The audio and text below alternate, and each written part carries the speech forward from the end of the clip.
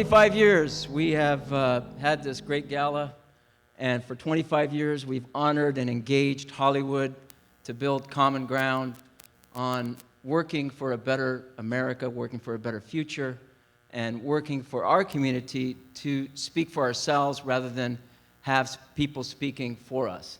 And we've had challenges. Last year, I think it was the boxing match of the century. This year, I think many of you are going to rush out to see the first episode of Game of Thrones. What is MPAC's model of engagement? Because it's very important that we do this work, not just for ourselves, but for our fellow Americans and for our children and their children. What we mean by engagement is, number one, we build common ground with other Americans.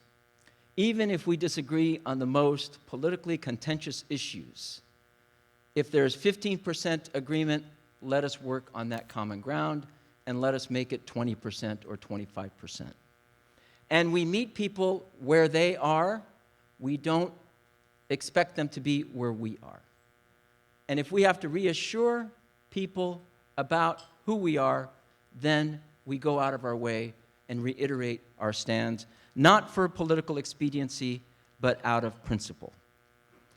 You know, in social media, it's very toxic. You just see people being knocked down, whereas we try to build on other people's ideas. And we also try to make space for people to have conversations rather than to monopolize or allow others to monopolize the space.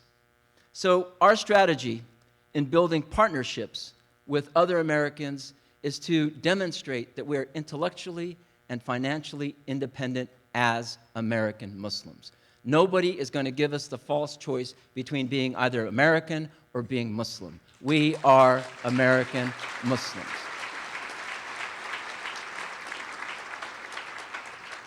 And we do not take any money from overseas. No foreign groups, no foreign governments finance these events or this organization. It is all done by American citizens and American residents. So I thank you for supporting our organization. And it is a great American story. We need your support to get our voices heard. As I said, people still don't know what American Muslims believe or think or articulate. And so we're going to show you a video that reiterates our stand against extremism, because that, unfortunately, is the stereotype, is the stigmatization that we have to work our way through.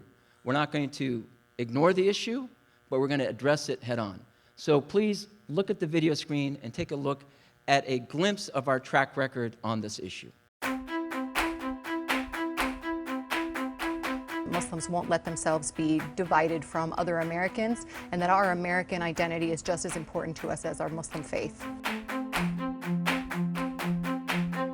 We all call America our home, our country. E pluribus unum. From many, we are one. We are one society.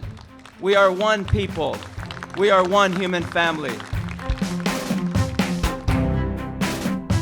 The vast majority of American Muslims are against violent extremism. They do not buy into the ideology of ISIS, Al-Qaeda, or these other types of terrorist groups. There are people engaged in civic engagement every day. We are hearing sermons in mosques and Muslim conventions against extremism. If we can partner with them and amplify that voice, I think that would be a good step in saying that we are united against terrorism. We will not be divided by terrorists or any kind of hate mongering. If I could underscore something that Salam just said, because I think it's a real lesson or message for all of us. It's becoming, in a time where we have so much information that is just swirling around us in ways that were unimaginable even a decade ago. It's become harder and harder for moderate, reasonable voices to be heard. You hear, as I do all the time, people saying, well, why don't American Muslims speak out. They do. They do.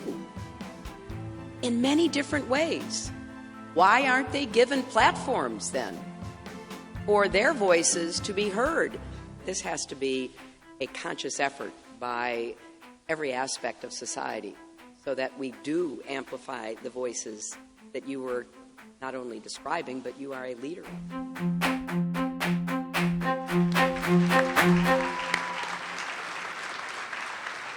Thank you. Now, our Hollywood Bureau is continuing this work as we engage producers, writers, actors in Hollywood to help articulate our voice. We are honoring tonight's guests for 3 reasons, and I call them the 3 C's. Number 1, the honorees all speak out of conviction. As the Quran says, Ya alladhina amanu taqullaha wa qulu qawlan sadida. O you who believe, be conscious of God, and when you speak, speak with truth, justice, and make it on the mark. And all these honorees speak with that kind of conviction.